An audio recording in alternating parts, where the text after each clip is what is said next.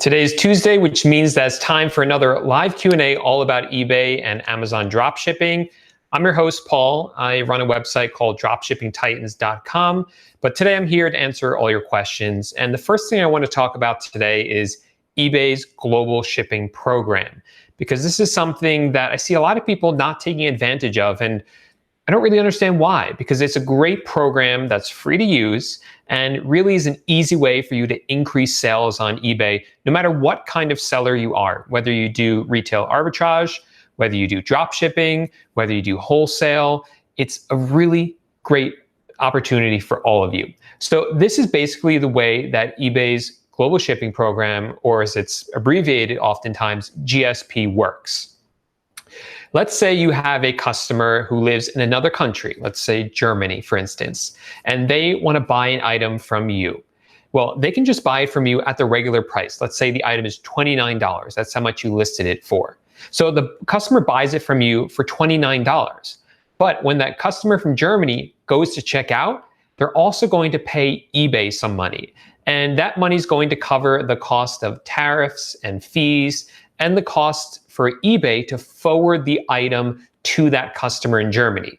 See, what happens is that as soon as the item is sold and you get paid, you are responsible to get the item to eBay's headquarters or their GSP facilities in Kentucky. You don't have to send it all the way to Germany. You only have to send it to Kentucky.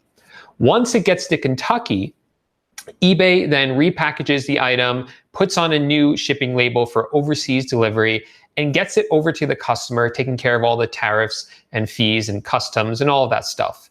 So the great thing about this is that this allows you to very easily reach a global audience or a group of buyers that are otherwise hard for us to reach as sellers without forming some sort of relationship with a third-party freight forwarding or package forwarding company that's able to ship items overseas.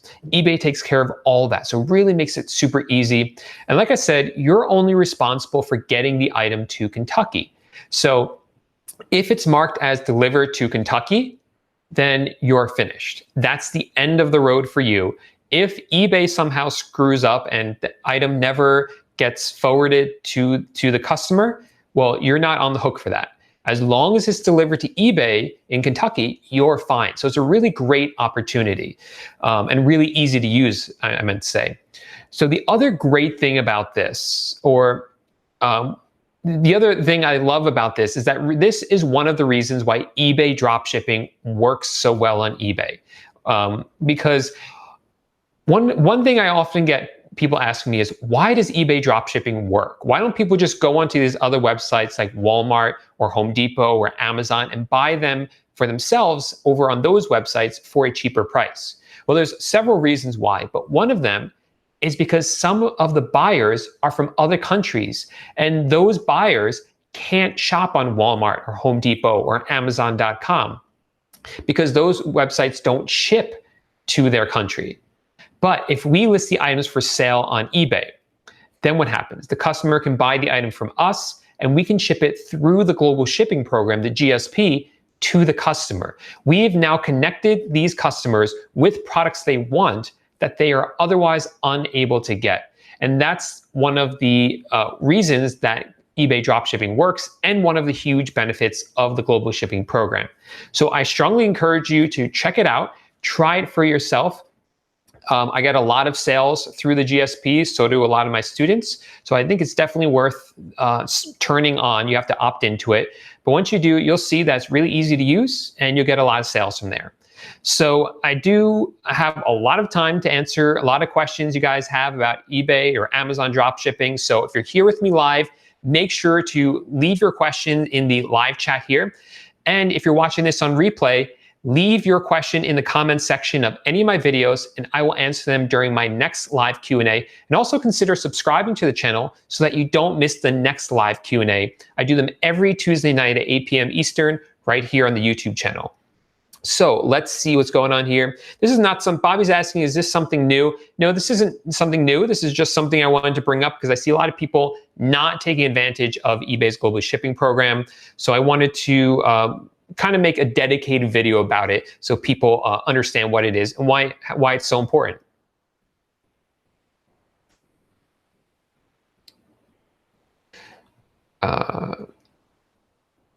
Okay, let's see. Kevin says he's finally here before it started. Whoop, whoop. Welcome, Kevin. Okay. Kirk Buchanan is here. Welcome, Kirk. Kirk makes a lot of great videos all about making money online. So welcome, Kirk. He's asking, how many listings did I have when I made my first $10,000 per month? And Kirk, because I do product research, I don't need a lot of listings to make that kind of money. I didn't have a lot of listings. It was only a few thousand when I hit my first $10,000 in profit month. Is that what you said, 10,000? Yeah, I'm trying to count the zeros. So yeah, my first $10,000 month in profit, I think was November 2017, and I only had a few thousand listings at that time. And Jim is saying that the last 2 items he sold through the GSP were no payers. Don't know why. So what Jim means by no payers is, one of the interesting things about eBay is that buyers can purchase an item and then never pay for it. But you, as a seller, of course, are only responsible to ship it once you are paid. Kind of annoying feature that eBay has, but you could turn it off. You could require immediate payment, which means that as soon as they agree to buy it, they have to pay for it right away. So Jim is saying that he sold 2 items through the GSP, and the people agreed to purchase them but never paid for it. And usually, Jim, the reason for that is because they go to check out, they say they want the item, and then when they see how much it would cost extra in terms of tariffs and fees and the freight forwarding costs, they realize it's not worth it. Sometimes it costs more than the item itself. So that's why people a lot of times back out if they are buying the item through the global shipping program. Okay.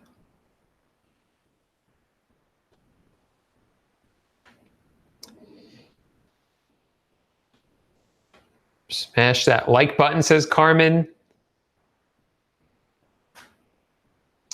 And Michael's asking a really good question. So this is the really only drawback I see of the global shipping program. He says, what happens if the buyer reports that the item is not as described? So the item gets delivered and they say it's not as described.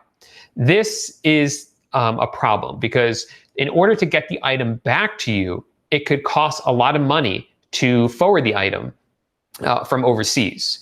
So what I've done in the past, this has honestly only happened to me twice. And once it was a really cheap item, so I just refunded the customer. And the other time, I thought the customer was lying. So I demanded photos, and they sent photos, and it was exactly what was pictured. So after a lot of back and forth and talking to eBay US and eBay, I think it was in Ireland, if I'm not mistaken, we finally got it resolved where eBay let the buyer keep the item and refunded them, but the money didn't come out of my account. eBay paid the buyer the money to refund it. So I'm not sure why they did that in that case, but that's what happened. So it's only happened to me twice, luckily, and both times had a pretty decent ending on that one.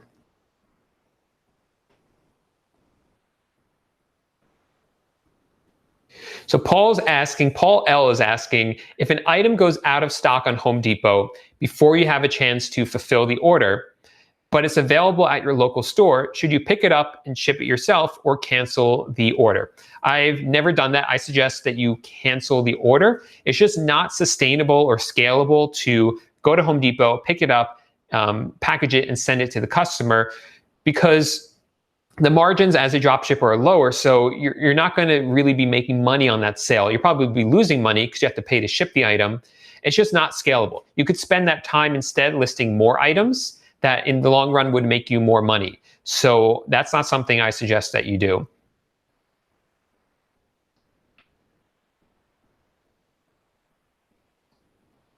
Okay.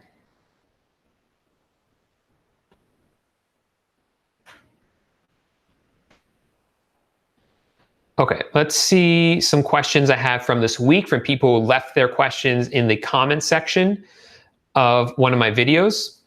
So we had April asking me if I can explain gift cards, their use to me concerning dropshipping. Yeah, April, great question. So basically what the purpose of gift cards, well, there's several reasons people use gift cards.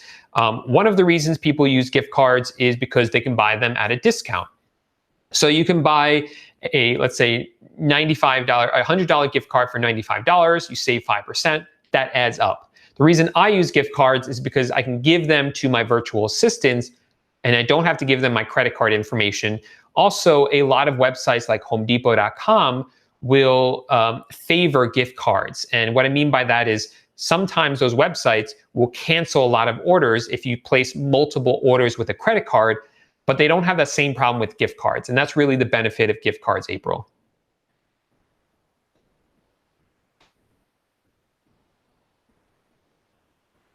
And Colleen Videos is saying, what happens if the customer from overseas wants to return the item? So like I said before, if it's because it was the wrong item, you just do what I said earlier. But if it's buyer's remorse, they just don't want the item, then they have to pay to ship the item to you. And this is the only time that I would recommend that you make a customer, or one of the very few times I recommend that you make the customer return the item to your physical home, and then you get the label from the supplier like Walmart or Home Depot and send it back yourself to the supplier. And the reason for that is because if you make the customer do that, they probably won't do it, which means that you'll still get the sale because it's just cost them too much money to ship the item overseas back to you.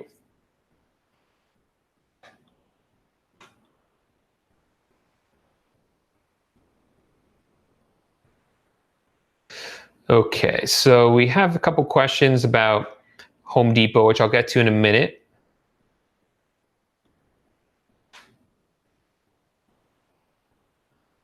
Okay, let's see. Okay, Karen's asking, how do you set up sales tax for all your states in eBay? You have to do that in the site preferences, Karen. You have to do that in the tax table. And what is the name of the software you use to deal with sales tax? That's called TaxJar. So I will, after this video on replay, I will link up to a video I did about TaxJar, so that you guys can watch that video at that point. Because it's a really good video explaining how TaxJar automates the whole sales tax process, makes it super, super easy to do. All right. So let's see. So BWick is saying, is it fair to say that half of your monthly profits are coming from paid ads with eBay? No, actually, that's not actually how much it is. I haven't looked in a little bit, but it's definitely not half.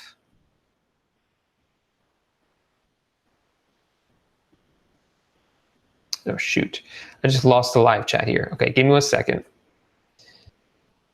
Okay.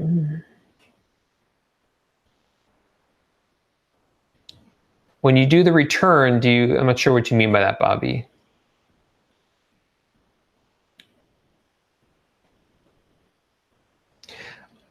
Oh, I'm sorry, I'm not going to say your name right. Ole says, at what point in your dropship journey did you decide to start hiring VAs? I've heard mixed things. Some tell me to get help right away. Some tell me to wait. So I have mixed feelings about this really, because when I started, I went for as long as I could before I asked for help. But that's kind of my nature. I like to figure out things on my own. I like to kind of suffer through it and spend a lot of time working myself before I ask for the help that I really need. I don't think that's the best way to do it. There are some pros to that. One of the pros being that I've become like an expert in every little nuance of my business because I've done all of it so much. But a con of it was that it took me a while to grow my business because I wasn't outsourcing it. So what I did was I started outsourcing as soon as I got to the point where I was spending so much time doing routine tasks that I wasn't growing my business anymore. But I've had students do really well because they've hired virtual assistants right away, said, this is how you list, go ahead and list, and I'm going to work on something else. And that's actually what I've been doing for my Amazon business, and it's been working really well. So I do think that you could start hiring virtual assistants right away, but just know that it is a risk, because if you don't know what you're doing, you're not going to be able to teach your VAs what to do. And if you don't teach your VAs what to do right, then there's just going to be a waste of money. You're going to be paying them and you're not going to be making any progress. So you kind of got to weigh the risk for yourself and determine what kind of personnel you have, how you like to run your business. Do you like to take more risks, or are you more risk adverse? And then just take it from there.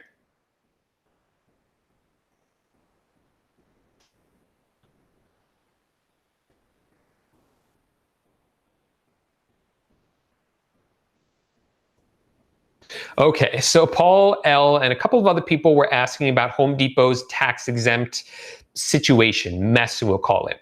So this is what I've gathered with Home Depot. So what's been going on here? So a lot of people who use Home Depot, who dropship from Home Depot, are tax exempt from them, meaning they make a purchase on HomeDepot.com and they don't pay sales tax. And the reason for that is because we are resellers. It's allowed if you know what you're doing, and it's allowed in certain situations with certain states. And it's worked for a lot of people for months, for years even. But recently, about 2 or 3 weeks ago, there was a group of people who all of a sudden their tax exempt number stopped working. It seemed to be focused around people who live in California and Florida and a couple of other states for some reason. Then those people kind of figured it out and things moved on. Now, all of a sudden, a couple of days ago, I think it was Sunday night or Monday morning. Actually, I think it was Friday or Saturday, actually. It was like people from a bunch of other states had the same issue. So I know a lot of other people from New York, where I'm from, also had this issue that I had, where all of a sudden our tax exempt number stopped working. Luckily, it's pretty easy to fix. I see Paul said he called Home Depot and they had their voicemail was full, and that's pretty understandable because I think a lot of people have called in trying to fix this problem. And my guess as to what's going on is that after the recent Supreme Court ruling about sales tax, Home Depot is kind of doing an internal audit, maybe you would call it, internal look at their bookkeeping and everything, making sure everything is squared up and right. So they're going through all the tax exempt applications that were approved in the past, seeing that, oh, this person doesn't have this form, this person didn't fill out this correctly, or maybe we're just paranoid, so we're just going to shut all of them down. And for the people who still want it, have to go back in and reapply for it to make sure that's working. I don't really know. That's kind of just my speculation about it. So you do have to kind of go through it again and reapply, but make sure you do it correctly. And I will be making an updated video for my course. It should be coming out later this week, showing exactly how to do that so that anyone who had their tax exempt status revoked can get it back. And I'll show you exactly how I did that.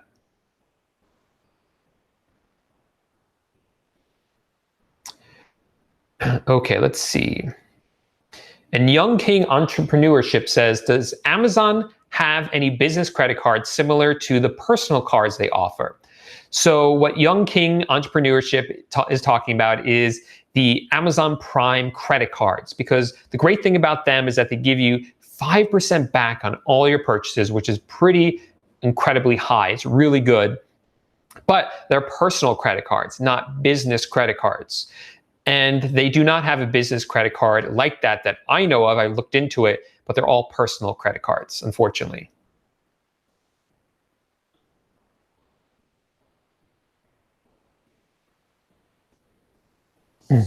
Rich is asking a great question. And Rich, I know you asked this earlier in the week, or maybe it was late last week. So I'm glad you reminded me about it because it's actually a really good question, Rich. Rich says, why do you use your telephone number when you place an order? So in other words, when you check out on, like, let's say Walmart.com, it asks you for a telephone number. And in the past, I said you should put in your own number there, not the buyer's number. And the reason for that is because if there's a problem with the order, you don't want Walmart calling the customer. You want Walmart calling you, right? because it's just going to confuse the customer, et cetera, et cetera. But the alternative, on the other hand, the problem with that is that usually it's not Walmart that's calling. They're not the ones who have the problem. It's usually the carrier, like UPS or FedEx. And they're usually calling because there's some sort of problem with the delivery. They have to coordinate the delivery somehow. And you then have to act as a middleman, going back and forth, and it's a lot of work. So Rich, I'm starting to change my mind about this because I'm having the same experience you're having with being this middleman. So I'm kind of leaning more now towards taking the risk and putting my buyer's phone number instead. Now this works on Walmart, doesn't really work on Home Depot because you can only, because you have multiple items on one order there. But it would work with Walmart for that one.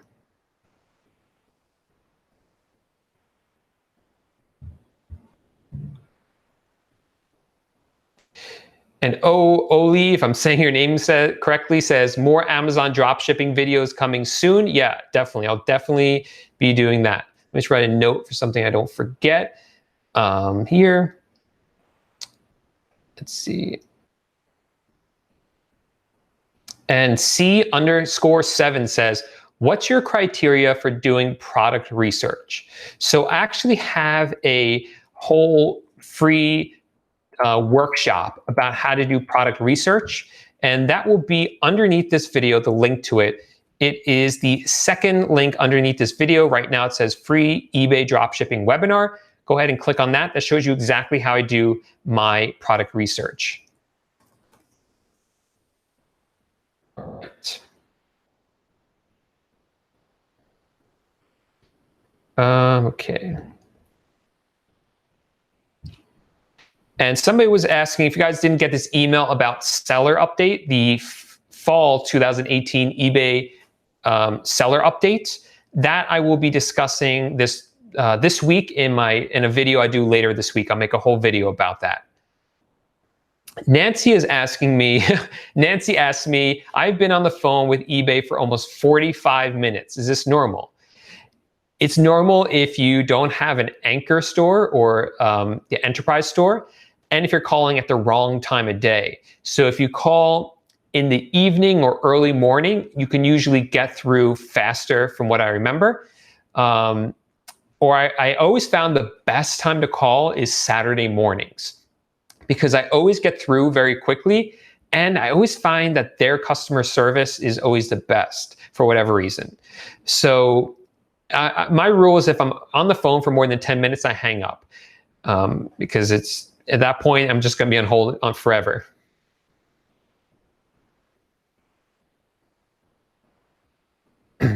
Don says, I wanted to thank you, Paul. I have been drop shipping now for 2 weeks. I've done $600 in sales. Congratulations, Don, with only 30 items. Wow, awesome job, Don. I'm having trouble finding profitable items to list. Don, if you haven't checked out that free webinar, the second link in the description, I would check that one out.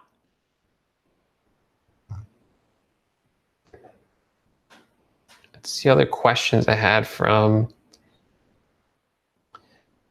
this week. Okay, so in the last week's video, I had a contest for you guys going on. It was a pretty fun video I made all about 5 items that you should avoid listing onto eBay. And a lot of people really liked that. A lot of people played the game. I did pick a winner, and I let them know I let them know that they won, and I'll give them a few days to get back to me. If they don't get back to me, I'll pick someone else. So congratulations to everyone who got a lot of points. Congratulations to anyone who got any points, or even if you didn't get any points, if you learned something in that, congratulations. And I'll link up to that video for those of you watching this on the replay. But Donna had a question. Donna is saying, can you order with Amazon, from Amazon for personal use with the tax exempt status? Oh, great question, Donna. So in other words, you're tax exempt on Amazon.com. Now you go to purchase an item for yourself. Can you use the tax exempt status? No, you should not do that. That's really bad. That could get you in trouble. And there is a way to turn it off when you go to the checkout page. But just know sometimes you won't see the option to turn it off. And that's because even if it's off, you're not going to pay tax for whatever reason. There's no sales tax on that purchase. So just keep that in mind when you purchase the item for yourself. But you shouldn't use it for personal use. Only use it if you're going to resell the item. Bobby has another great question about TaxJar, which I mentioned before, the software that I use to automate my sales tax collection and sales tax remission to different states. And Bobby is saying, when you use TaxJar, does it know which states require sales tax to be collected? So it's not 100% automated, Bobby, but once you get it connected, TaxJar, to your PayPal account, it will actually go in and scan all your purchases from the last year or this year, and it will tell you, hey, you're supposed to be collecting sales tax in these 3 states. And then you have to go through the process of registering to collect sales tax in those 3 states, get squared away with that, and then you can start collecting and remitting sales tax for those states. Now, you could use one of their services to, and that service will fill out all the paperwork for you and get you the tax papers filled out for you for those states. But I found that for most states, it's pretty easy to do. I've done it a few times now because I had a few states that I now have to start collecting sales tax for. Some of them were very easy. There's 2 that I just can't figure out for some reason. It's really annoying, so I'm going to pay someone to do those 2.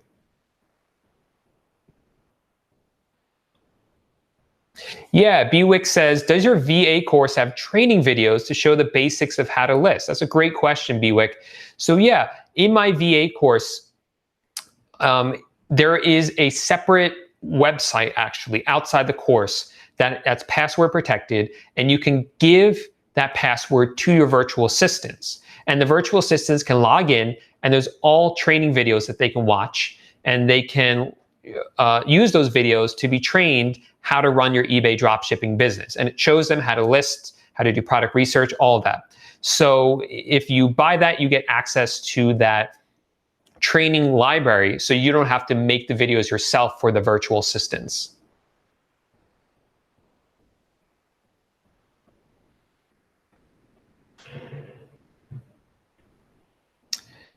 Let's see.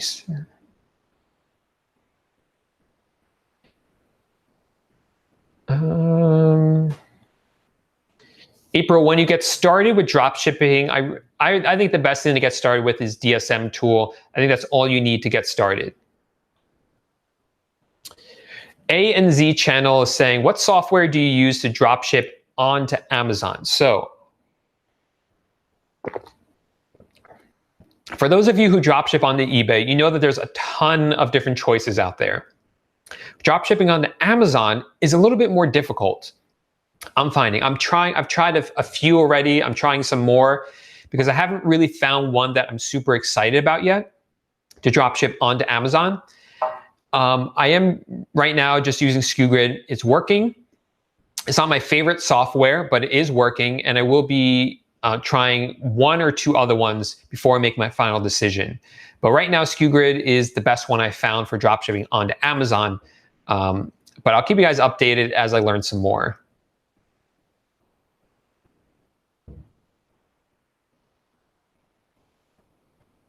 Okay.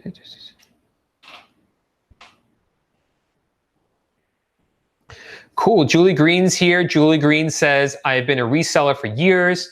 I was all into Poshmark recently with 70,000 followers on Poshmark for my store. Now I tried dropshipping this week. I've done 15 sales. Awesome job, Julie. Poshmark is really cool. I wish I could dropship on there, but it doesn't really make sense to dropship on the Poshmark. It doesn't really work. Julie says, I'm addicted. Yeah, it can get pretty addicting. Any type of reselling, I think, is addicting. Okay.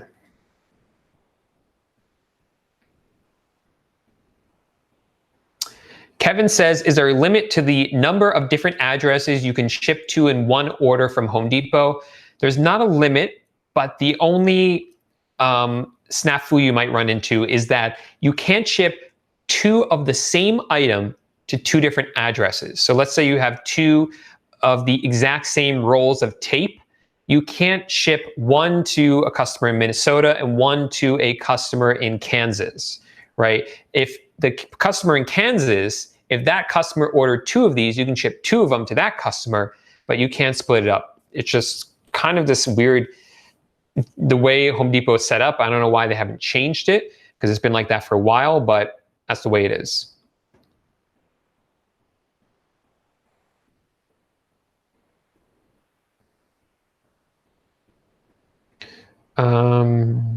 So Jason asks me, when I fulfill an order with Home Depot, do I do it through the gift registry like some people do, or do you just fill it out and ship it? Is there a way to ship it out to multiple customers at once during checkout? Thanks again so much for all your help. No problem, Jason. So first, I'll answer your second question first. There is not a way to ship out to multiple different customers at once during checkout. That's not an option for Home Depot. I'm sorry, for Walmart. As for the gift registry, I do not use the gift registry. I just buy the item like normal on Walmart and ship it out. And I will link up to a video I made about this and the reason why I'm not worried about this. What it comes down to is that when you purchase an item from Walmart, a lot of times it doesn't even come with an invoice inside. Yes, it will come in a Walmart box, but a lot of times it doesn't even have the invoice inside. And I made a whole video explaining how this is why most customers don't care, even if it comes in a Walmart or Amazon or Home Depot box. So like I said, I'll link that video up right here if you're watching this on the replay. Okay, let's see other questions we got here.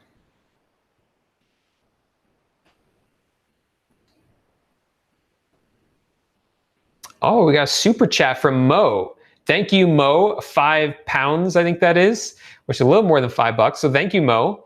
How do we upload tracking details on eBay if purchase is from Amazon? So Mo, I suggest you use, I just blanked on the name of it, TrackerBot, because TrackerBot has this built into it and will do it for you. So that's what I recommend that you do, Mo, for that. Now I lost my questions there. Yeah, Rich agrees. The early calls to Ireland are the best. They are very easygoing. Yeah, I think that Saturday morning is the Ireland shift. They're really easy going over there.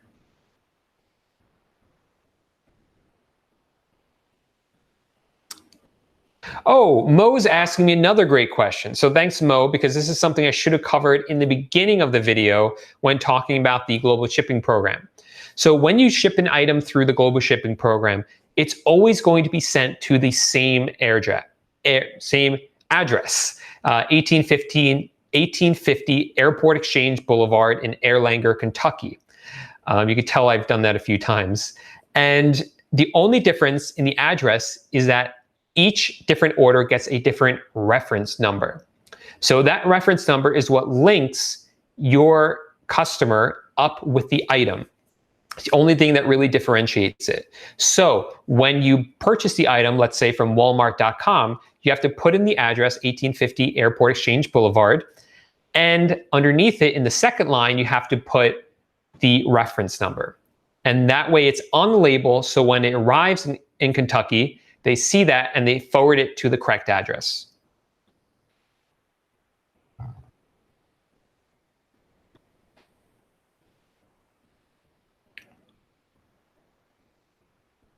Okay, so Cutie Pie asked a question. I bought your dropshipping course and VA course from you yesterday. Do the lectures ever expire, or can I go back to them forever for reference? Thank you. Cutie Pie, you have, once you bought the course, and if you, once you bought the course, you have access to the course for the lifetime of it. So if you can watch it once, you can watch it twice, you can watch it 100 times, you can go back, rewind, fast forward, all that. You can watch it as many times as you want. It's not going to go anywhere unless I update it. If I update it, then there will be changes. So that one video might go away, but I'll replace it with a better video. And actually, I did want to make an announcement about this because next week I'll be releasing a whole bunch of new videos for the course. So there will be a short period of site maintenance next week, but I'll give you guys more information about that. Basically, I'll be updating a lot of the videos, deleting some ones that kind of irrelevant now, just because eBay's made so many changes this year and replacing them with some better ones. And then I've learned some new stuff about eBay that I want to include in there, and just some new bonus stuff I want to throw in there as well. So if you guys want to let me know what you want in a course, for those of you who are already in the course, what you want added to it, let me know either in the Facebook group, the private Facebook group for the students, or underneath one of these videos, let me know. And if you're not in the course, let me know what you want to see in a course. And if it's not in there already, and enough people ask for it, I'll put it in there. So that will be happening next week, and I'll, of course, give you guys lots of information about it. All right, another super chat from Luxury Card Store, $5. Thank you, Luxury Card Store. Hi, Paul. Do you drop ship both onto Amazon and use it as a supplier, or just onto Amazon? I do both. So I drop ship from Amazon to eBay, and for that I use Amazon Prime, and it works fine for me. It gets the item out quickly. I use my 5% back card for that, and I drop ship onto Amazon as well. And for that, I drop ship from Walmart, mostly some Home Depot.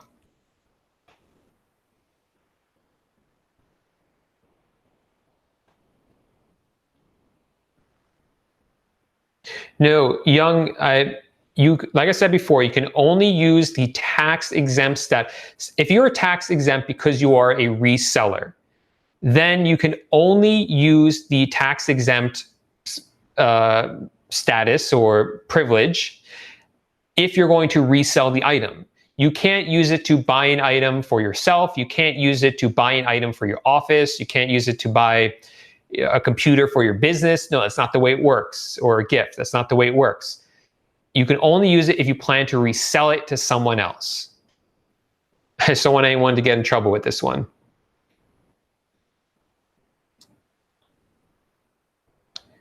Okay. Let's see some other questions. I had one from Ovidio. Ovidio says, what store subscription should he get started with? He's just starting out. And when you're just starting out, you don't have to pay for a store subscription on eBay. You can use the free one, but there are some benefits to paying for the first tier store subscription, which is called the starter subscription.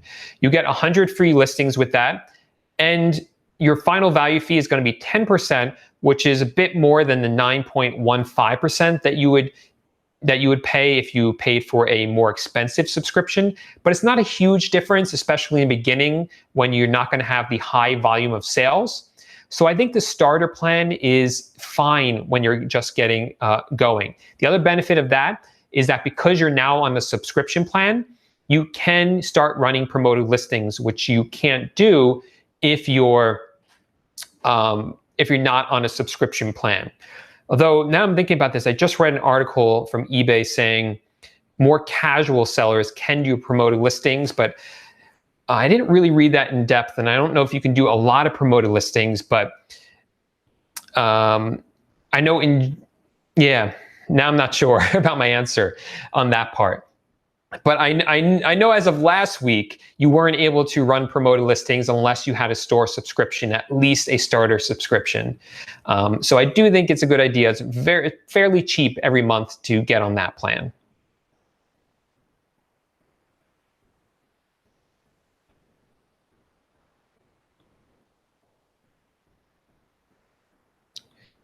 All right. Oh yeah, Young King Entrepreneur is asking about California and shipping to California. California has all sorts of rules regarding Prop, 65 out there, all about environmental concerns. So a lot of items can't be shipped to California. And he's saying that he's seen it happen more recently than normal. And I don't know if I've noticed that as bad. There's definitely been a few items where I was like, wow, I don't understand why that one can't ship to California. But a lot of times it's just the type of metal involved or things like that. So it's something you have to watch out for. If you drop ship from Home Depot, they'll let you know in their product page which states it can't ship to. So that's pretty nice. Unfortunately, Walmart doesn't do that, which is really annoying. So you only find out when you go to ship the item. But once that happens to you once, make sure you revise the listing and put into the listing, we don't ship this item to California.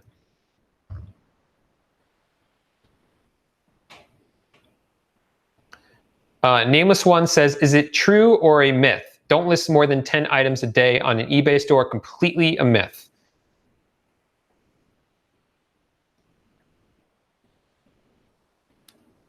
Let's see. Oh, I see we have Maureen Lipsky here saying, Paul, this is so fascinating. That is my mother, actually. She's watching. So, hey, Mom.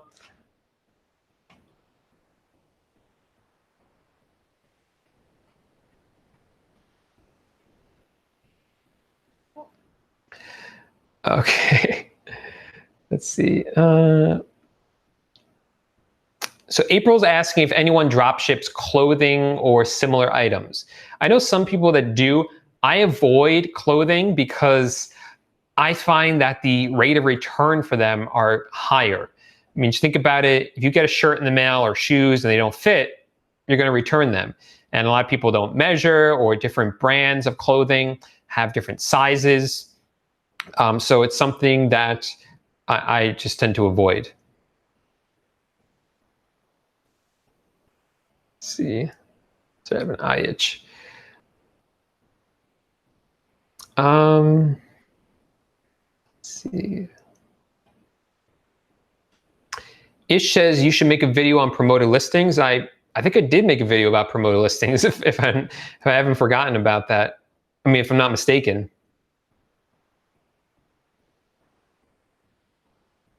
And Serge is asking, with the new changes coming to eBay about tracking numbers and delivery time, how will this impact dropshipping?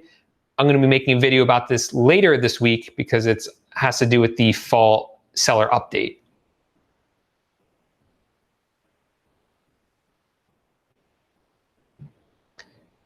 And Aisha says, dropped $1.99. So Aisha, and in the comment section, you just wrote the number 10. So I don't know what that's about, but thank you for the $1.99. I appreciate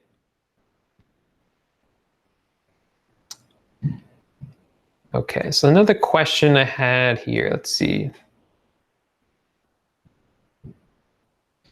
Coco said, can I use a pre-existing eBay account to dropship? So Coco, you can do that.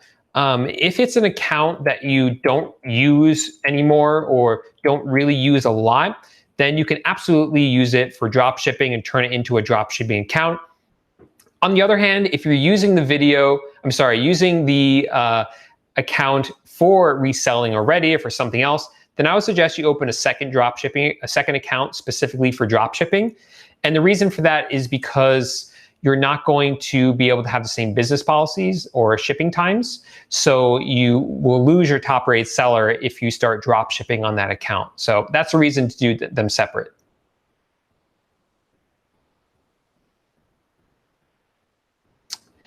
And Kevin says, what's the best price range to start with when listing to eBay as a new seller? I would suggest keeping it on the cheaper end, under $30, because those items sell quicker. In the beginning, it's all about getting more sales, getting more feedback, and just getting traction on eBay. I just find that once you start to get the ball rolling, eBay rewards you for it. And I just find that it works better if you sell more items. And the best way to do that is to sell cheaper items.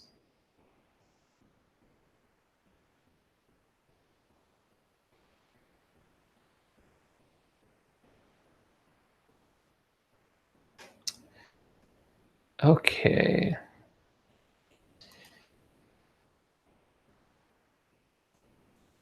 See any more questions here? Because I ran out of questions from the week. Kind of just blew through them. And we still got 15 minutes left. Oh, we got one from Slinky Does It, $6 super chat. So thank you, Slinky Does It. How do you handle non-paying buyers, and have you ever left a bad review on a buyer? So I'll answer the easy question first, and that is the second part. Have I ever left a bad review for a buyer? And the answer is no, because you really can't. eBay doesn't really give you the option to leave your buyer a bad review. So even though you can leave a review, it's like pointless, because you're always going to get the buyer's always going to get a positive review. How do I handle non-paying buyers? Well, I've actually set it up within eBay to do what's called unpaid item assistant.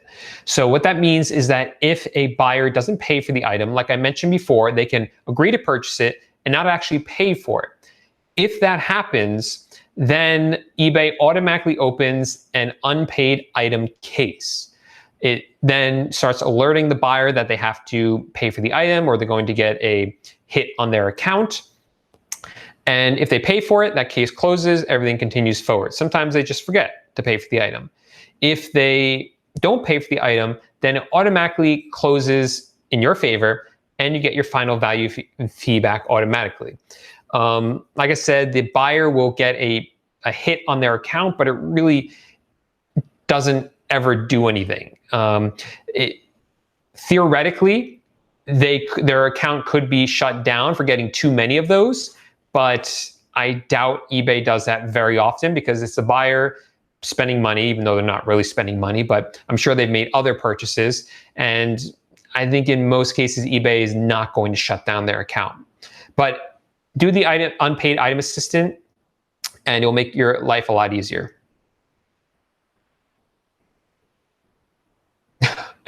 And Gare is saying hi to my mom. This is so funny. He says, I just wanted to thank you for having Paul. He has become invaluable to some of us dropshippers. And can I add that you look so radiant tonight? Oh, God. This is becoming a whole family operation here. So Aisha, thank you for the $9.99 super chat. In addition to the other one you sent before, that's really generous of you. I appreciate it. And Aisha said, congratulations to my brother because he just got married this past weekend. So my mom finally has a second daughter because I have one sister, and I finally have a second sister, I guess you could say. It was a really beautiful wedding. We had a lot of fun. Okay. Jeremiah, great question, Jeremiah. You say, when looking at how many items sold when I'm doing my research, and Jeremiah, it sounds like you watched my product research video, which is a second link underneath this video. You said, would I consider what sold this month, even if it's only the 7th of the month? So no, I look at the past 30 days. What sold in the past 30 days? I can, when I say a month, I mean the past 30 days.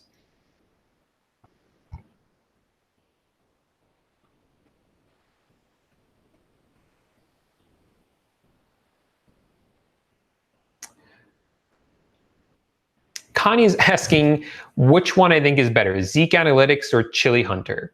Normally, I pick a side here. I pick one item, and that's the one that I recommend. I tend to use Chili Hunter because I paid in full for a year for it because it had that option.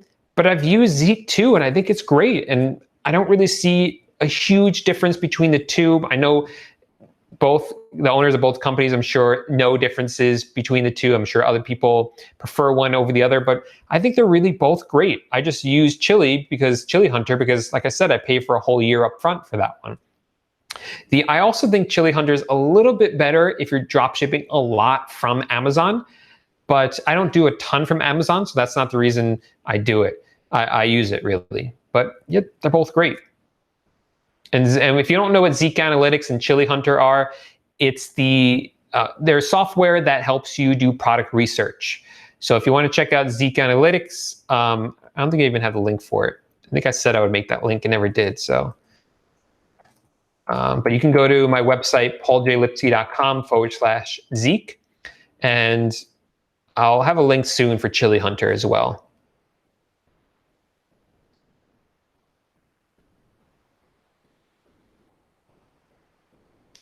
Okay.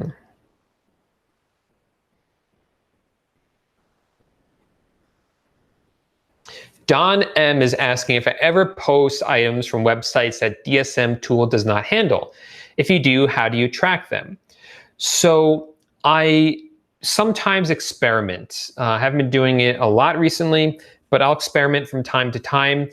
DSM tool works with the websites that I use the most, Home Depot, Amazon, and Walmart, like the core of my business. But if I experiment, I tend to use SKUGrid, even though, well, I do use SKUGrid, even though it's not my favorite, just because it's the one I'm most familiar with, honestly. And I do use that already for my Amazon account. And SKUGrid just works with a ton of different suppliers, but I just keep coming back to the ones that DSM tool works with, Home Depot, Amazon, and Walmart. And I just find that those sources work the best for me, even though I'm always trying to find new ones.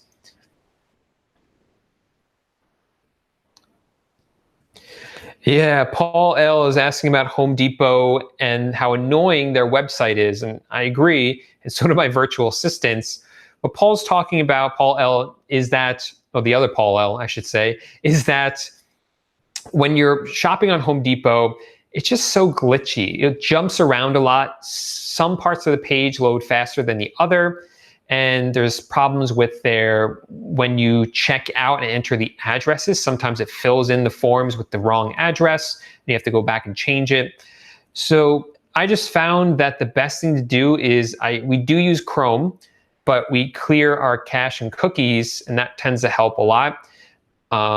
We've tried Internet Explorer, but it tends to load really slow with Internet Explorer. So we just use Chrome, and we also found that guest checkout helps a lot too.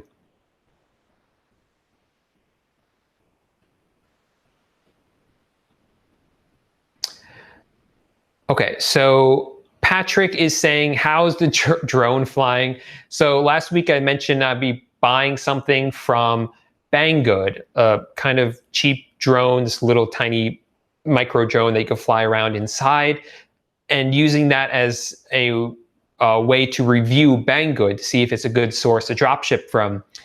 I'm going to make the video about that in probably 2 weeks because it's not ready yet, because there's some interesting stuff happening with that. So if you don't want to miss that video, make sure to subscribe to the channel because some weird stuff has been happening with Banggood.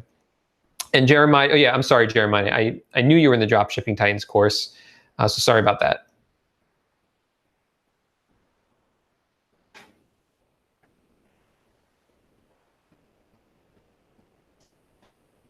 Okay. So April is saying, did your brother enjoy your wedding gift? Yeah, he loves it. So I sent out an email about this and posted it on Facebook. I bought my brother like a legit drone for his wedding gift. And I was really excited by it because they always say like the best gifts you buy are the ones that you would be excited to get yourself. So this is like the best drone, the best consumer drone on the market. It's one that I really want, but living in New York City, there's no reason to have a drone because they're illegal here. So that's why I've never bought one for myself. So this is the one that I wanted for myself. So I bought it for my brother, which is really exciting because I just never could afford to buy people cool gifts in the past. But now that I'm running a dropshipping business and actually making good money with it, I can afford to buy these awesome gifts. So that felt really good to do that. And he was really excited by that. Okay.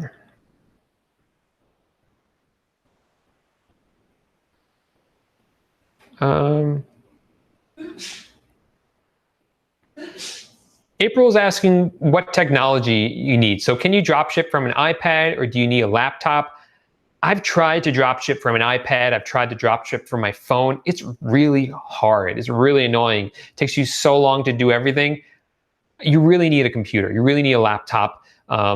This is an investment because you'll make that money back because it'll just make your work go so much faster. So at first, when I first started dropshipping, I bought I think it was a $200 Chromebook off Amazon, and that works fine. I only upgraded that because I started making videos, and that's when I upgraded to a MacBook Air. That was a mistake because it just didn't have the video editing capabilities that I needed to make these videos. So that's why I had to upgrade to another MacBook, but that worked out fine because Chad needed a new laptop anyway.